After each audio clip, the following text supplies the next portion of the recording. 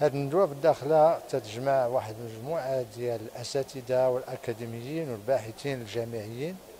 حول مشروع اقتراح مغربي حكم ذاتي في الصحراء المغربية. هاد الأساتذة شاركوا في 9 مؤتمرات سابقة هنا في الداخلة، في نيويورك، في جنيف، وكان هذه المؤتمرات كل مؤتمر كان يختص بواحد المحور: حقوق الإنسان، المؤسسات،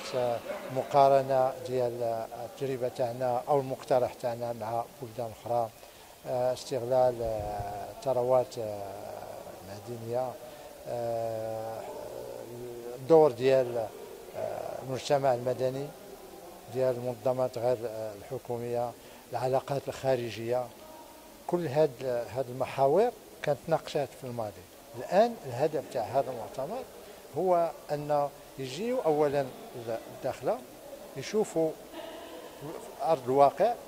أشنو الناس تعيشوا، الساكنة تاع الداخلة، الساكنة تاع الصحراء أشنو تعيشوا، ويديروا المقارنة مع الدول ديالهم، لأن هاد الأساتذة كلهم جايين من دول عندهم تجربة ديال الحكم الذاتي: فيلبين، فيتنام، كندا، انجلترا، المكسيك، البرتغال. فهاد التجارب تتهمنا حنايا، وهذا يعني المؤتمر باغي يدير واحد المقاربه تقارنيه: اشنا هي الايجابيات، اشنا هي السلبيات، واشنا هما يعني الفوارق بين التجربه ديالنا والمقترح ديالنا والتجربه الفعليه ديال هاد الدول. فكيف قلت لك، الهدف هو ان يستمر النقاش الأكاديمي، نستمر الحوار، ونستمر في أخذ العبر والدروس من التجارب الأخرى. إن شاء الله لما يعني المسار السياسي يتقدم والمقترح المغربي يكون الحل، وهذا هو يعني قرارنا السيادي وأملنا كذلك على المستوى الدولي، غادي نكون عندنا واحد زخم ديال مجموعة تاع التجارب اللي غادي نستافدوا منها. هاد الدورة غادي تدوم يومين إن شاء الله،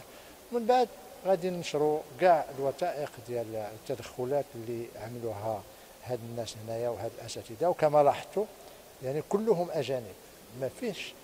أستاذ جامعي مغربي. هذا لا يعني أننا يعني نضع جانبا الأساتذة، احنا بغينا تفكير من الخارج، كيف تقول الانجليز اوت اوف ذا بوكس، تفكير واقعي كما هو تعيشوه الناس والدول خارج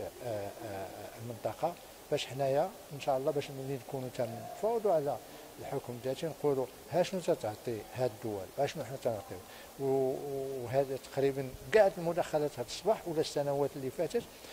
ابرزت لنا بوضوح ان المقترح المغربي اشجع من كل المقترحات أو التي عاشوها الناس أو الدول اقترحتها وعملتها على أرض الواقع في كل أنحاء العالم.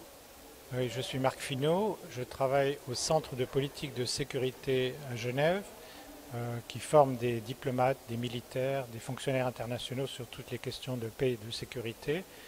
Et à l'invitation du Maroc, nous avons réuni une vingtaine de chercheurs, de professeurs, spécialistes de l'autonomie dans différentes régions du monde pour faire le point sur à peu près 10 ans de travaux suite à l'initiative du Maroc pour l'autonomie du Sahara, pour comparer justement les expériences de nombreux pays qui pratiquent l'autonomie pour plusieurs régions, soit de manière très ancienne, comme des pays européens, comme le Danemark vis-à-vis du Groenland, ou les provinces espagnoles ou italiennes, ou des initiatives plus récentes pour régler des conflits qui ont été violents et qui ont permis justement d'éviter l'éclatement des États, d'éviter des sécessions, comme dans le cas de la région musulmane des Philippines ou Aceh en Indonésie, ou d'autres régions dans le monde, comme en Tanzanie avec Zanzibar. Tout ça pour montrer que dans d'autres régions en conflit, comme en Syrie, en Irak, en Afghanistan, en Ukraine, l'autonomie pourrait présenter un grand intérêt comme moyen de règlement des conflits.